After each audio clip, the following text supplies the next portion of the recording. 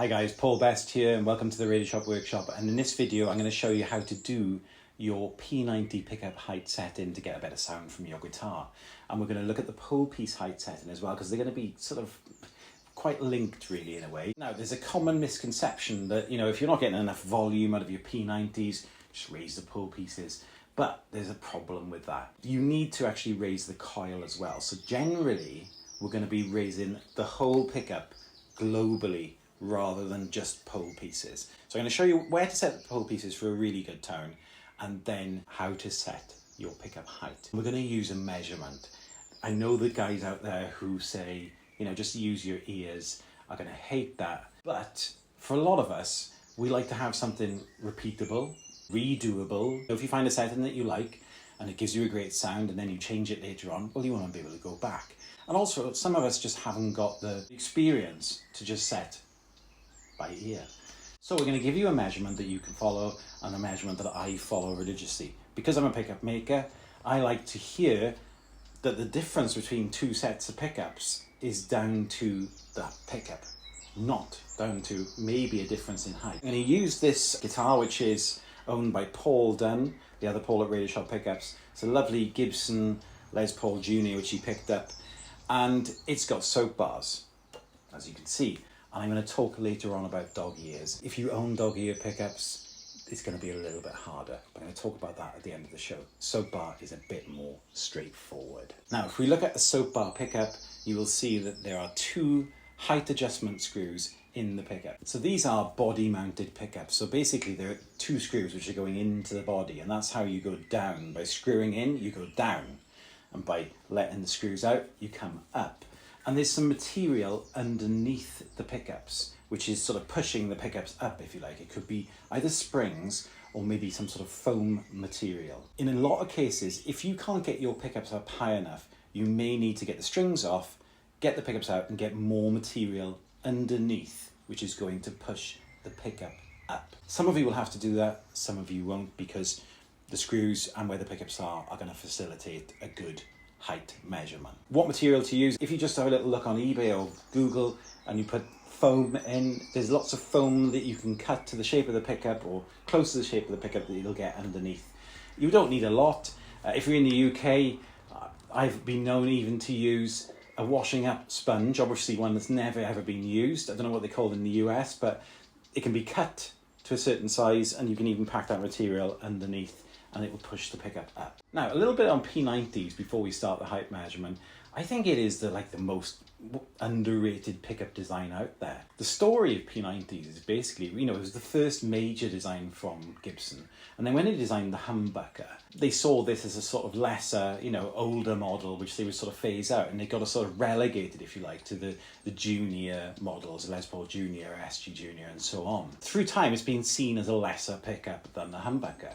But a great P90 has got this wonderful expressive quality, and I don't know any pickup design which is so sort of sensitive to volume changes as well. If you turn it down on the volume, the pickup changes character, and there aren't that many pickups that do that. They just get quieter. So I think that the P90 is just such an underrated design, and we absolutely love them. Now we're going to look at Polepiece height setting. What I like to do is set the Polepieces absolutely so that the top of the Polepieces is flush with the cover. Now you can do it that way so they're just completely flat across, or sometimes I like to do as well is put a little bit of a radius in. So I set all the Polepieces so that the very top is just flush with the cover, and then the A and the B I let out by half a turn, and the D and the G I let out by a full turn, and you've kind of got a polite radius or stagger that matches the fingerboard. Do that on both pickups, and then do your height measurement. Now looking at the height measurement for the pickup,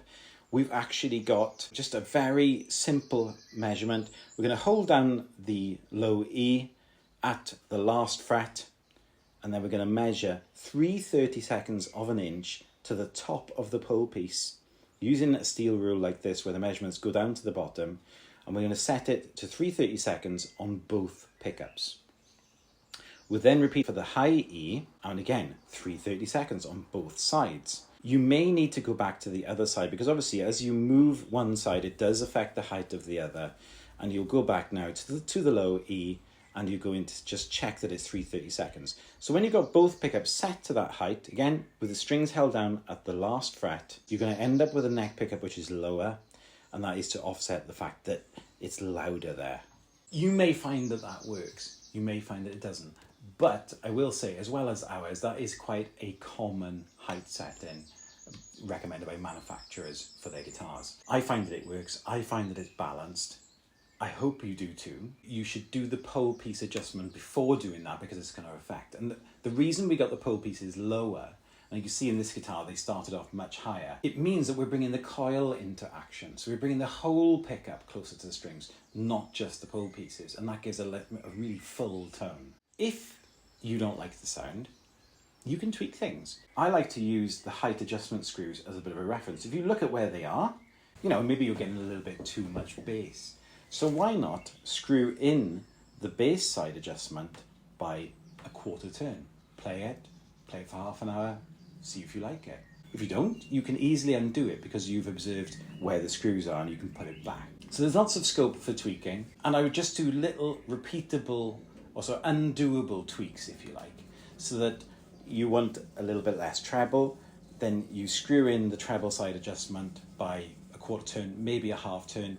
You don't like the sound, you can undo it and put the screw back to where it was when you started. That is my recommendation for tweaking, really.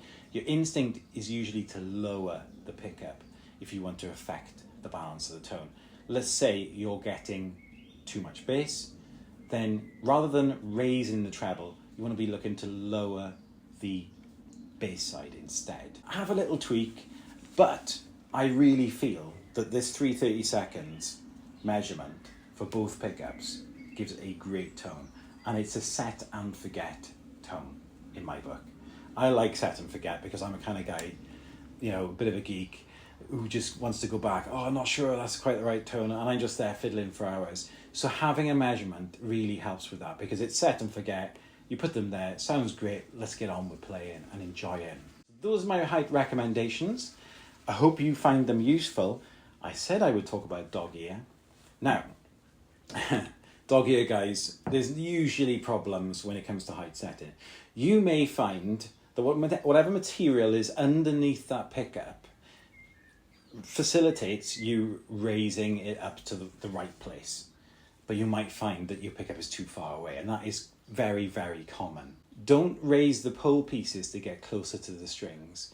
Your instinct is to raise the whole pickup. So set the pole pieces as I recommended for a Soapbar, and then look to raise the pickup to where I've said to put it. If it won't go up high enough, you may have to look at settling on where it is, and maybe you won't do 3/30 seconds, maybe you'll do 4/30 seconds, that sort of thing, which is what, 2/16. I've put some metric stuff below as well, guys, okay? If you want to get it up higher, you're going to need some material underneath the two screws, which is going to bring it up. So there's lots of things you can do. You can cut out tiny pieces of rubber tubing. Some people sell spacers, they're very expensive, but they're kind of foam spacers. They would be ideal. You need to get the pickup up, then you're going to need to get something underneath. Good luck, guys, because I tell you what, I've never had a P90 dog ear guitar that didn't need quite a lot of jiggery pokery to get it in the right place. So you're going to need a bit of luck there. It's much easier with the soap bars. I hope you found this video useful. If you have, I'd love it if you hit subscribe. And also, I would love it too if you check out our range of P90s as well, because we've got a range there which has been around for a long while. There's three general ones we do. There's the classic P90, which is just basically aiming for that classic Gibson tone. We also do the La Pistola, which is, I'm sure you can work out, means the gun, and it's basically our nod to the late 70s punk era. It's a little bit more supercharged, a little bit more oomph, and it'll really do that sort of God Save the Queen and the Clash stuff as well. So we're big fans of the Clash and the Pistols, so it was inspired by that. And we've also got the Electric Spanish, which is voiced specifically for semi-hollow and hollow body guitars. So yeah, if you get a chance, guys, we'd love it if you check out those. If you've got any questions about our pickups, just give us a shout. See you in the next video.